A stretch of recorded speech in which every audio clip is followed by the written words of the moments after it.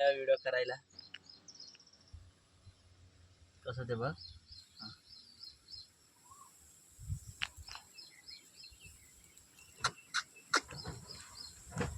मस्त गरम ఉన్నది कसं निघते बघ पानाकडे.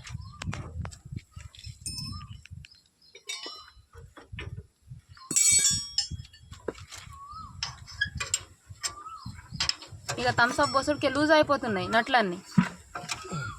అరే వా,